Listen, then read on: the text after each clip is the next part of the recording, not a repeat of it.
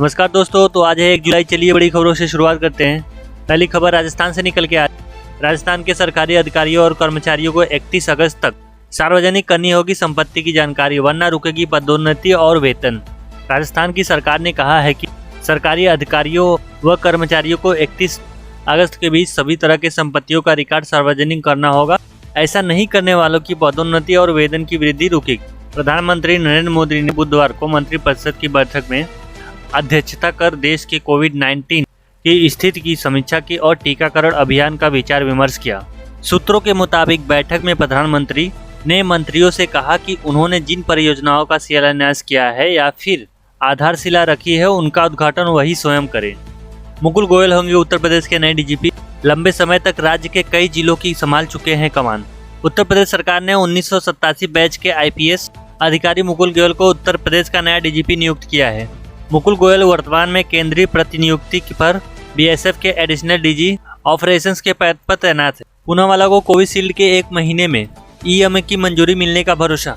टीका निर्माता company serum institute of India के मुख्य कार्यकारी अधिकारी आधार पूनावाला ने बुधवार को कहा कि कंपनी को 1 महीने में अपने कोविड-19 टीके कोविशील्ड के लिए यूरोपीय मेडिसिन एजेंसी EMA से मंजूरी मिलने का भरोसा है। ओके, तो बढ़ते अगली खबर की तरफ। 1 जुलाई से बदल रहे कई नियम, चलिए उसके बारे में जान लेते हैं। 1 जुलाई से कई ऐसे नियम बदल रहे हैं जिनका आम आदमी के जीवन पर बड़ा प्रभाव पड़ने वाला है। हर महीने की पहली तारीख को LPG सिलेंडर की कीमत तेल कंपनियां तय करती है, इसलिए ग्राहकों को उम्मीद है कि रसोई गैस की कीमत कुछ कम होगी।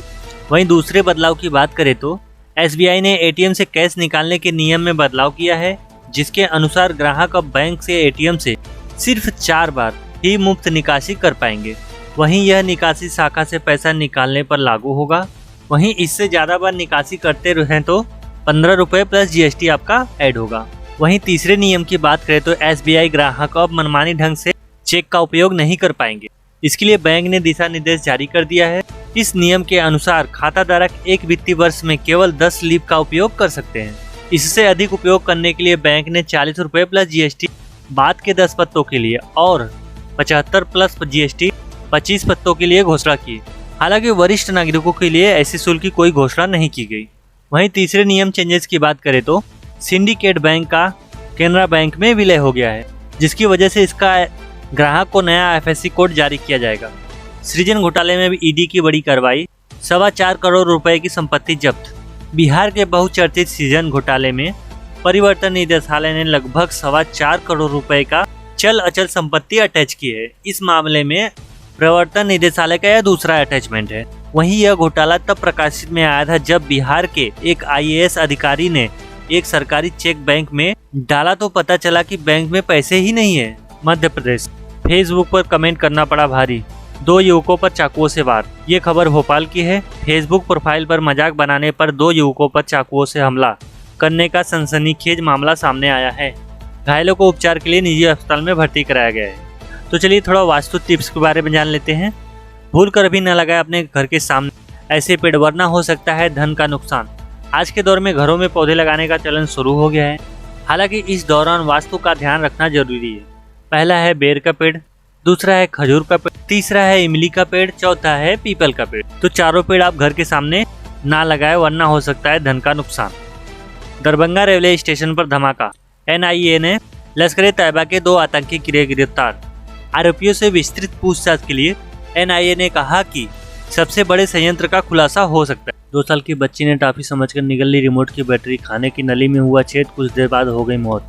बैटरी के अंदर मौजूद एसिड घंटे भर में आंतों में छेद कर सकता है और हार्पर के इस तरह के मौत के बाद डॉक्टर इसके खतरे के बारे में सचेत कर रहे हैं। यह घटना इंग्लैंड के स्टॉक ऑन ट्रेड सिटी का है। सरकार ने दिसंबर तक रिफाइंड पाम तेल पर 31 दिसंबर तक आयात प्रतिबंध हटा दिया है। सरकार की यह पहल घरेलू बाजार में खाद्य तेल की उपलब्धता को बढ़ाने के लिए और कीमतों में कमी लाने की मदद मिल सकती है। जस्टिस अशोक भूषण हो रहे रिटायर, अयोध्या और आधार जैसे अहम मुद्दों पर फैसला सुनाने वाले पीठ के रहे अहम हिस्सेदार। सबसे कम उम्र की बच्ची का टीकाकरण, कानपुर के प्रखर हॉस्पिटल में हुआ परीक्षण, दिया गया कोवैक्सीन का पहला डोज। देश भर में सबसे कम उम्र की बच्ची पर कोवैक्सीन का ट्रायल कानपुर में हुआ। बुधवार को प्रखर हॉस्पिटल में 2.5 साल की बच्ची को कोवैक्सीन लगाई गई। तो दोस्तों आज के लिए बस इतना ही। नमस्कार। हमारे चैनल को लाइक, सब्सक्राइब, शेयर जरूर करें। धन्यवाद।